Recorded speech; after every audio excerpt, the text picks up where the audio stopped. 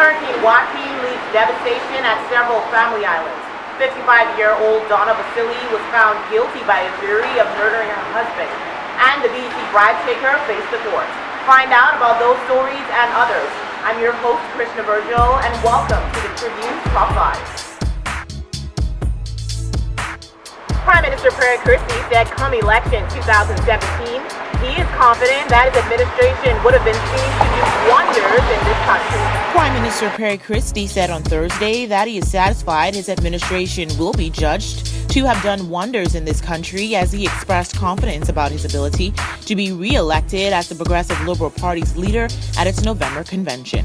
Mr. Christie said he was confident that delegates of the PLP would fully endorse him as their leader next month. However, he refused to comment on speculation that Deputy Prime Minister Philip Brave Davis could contest the party's top post, only saying to reporters that they should ask the Minister of Works what he intends to do.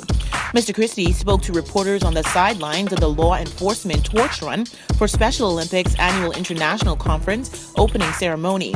Around 1,400 police officers gathered from the United States and around the region in the Imperial Ballroom at the Atlantis Resort to kick off the event.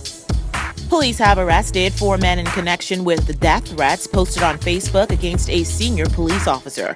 Assistant Commissioner of Police Stephen Dean confirmed on Thursday that the arrests were the result of an intense search to find the persons responsible for the crime. The threats were posted on a Facebook page purportedly created by one of New Providence's most dangerous gangs, One Order. On Wednesday, police arrested a 20-year-old man, 2 22-year-old men, and a 30-year-old man for questioning on the death threats. ACP Dean said, quote, police initiated an investigation after several recordings of a group of males threatening to kill a senior police officer were publicly posted on social media. The investigation led to the arrest of the suspects by officers from the flying squad on Wednesday, end quote. He declined to comment further on the matter. The newly created Facebook page called One Order Gang Gang came on the police's radar this week after it posted pictures of a man who was recently killed in Nassau Village with the caption, quote, we killed this one yesterday, end quote. In another post, the administrator of the page threatened to kill a man this week or next week for snitching to the police. The page also posted pictures of persons allegedly in a rival gang threatening their lives. Australian Donna Basili was found guilty by a 6-man, 6-woman jury of the murder of her husband back in March. The scene was an emotional one on Thursday as a jury delivered its guilty verdict, with Donna Basili gasping in shock and later fainting.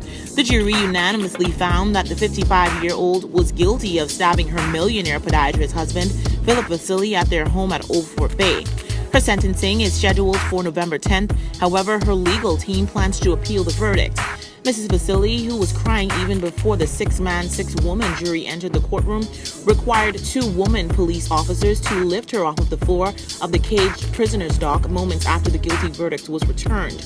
It came after nearly 4 hours of deliberation into 3 weeks of evidence concerning the March 24th incident. The Australians' disbelief at the outcome of the trial was loudly echoed by dozens of relatives and reporters seated at the back of the courtroom. Some screamed, quote, oh my God, and she's innocent, along with, that's my daughter. Assistant Director of Public Prosecutions Neil Brathwaite strongly objected to this behavior of the Basili family in the courtroom, and Senior Justice Stephen Isaacs agreed that it was not acceptable. Fred Solomon Ramsey, 78, was charged with 4 counts of conspiracy to commit bribery and 14 counts of bribery allegedly at the Bahamas Electricity Corporation committed between 1999 and 2003. The court action comes after months of speculation over whether the government would act on the U.S. Department of Justice's report that French power company Alstom SA paid hundreds of thousands of dollars to a BEC member to influence contracts to a French company between 1999 and 2003.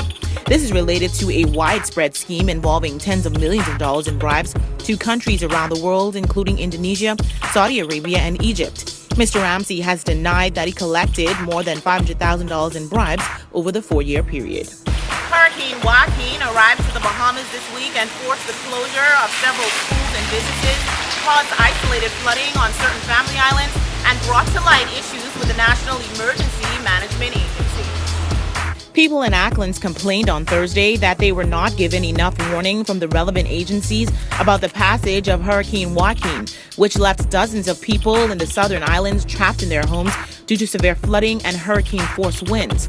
Major flooding was reported in Exuma, Long Island, Cat Island, and Eleuthera. However, the most severe flooding reported up to press time was in Acklands, where the power went off on Wednesday night, limiting phone and internet access. According to residents, flood water was more than 3 feet high in some areas and gushed into several homes on Acklands. The Tribune was told there was no community meeting about the hurricane before the storm approached Acklands.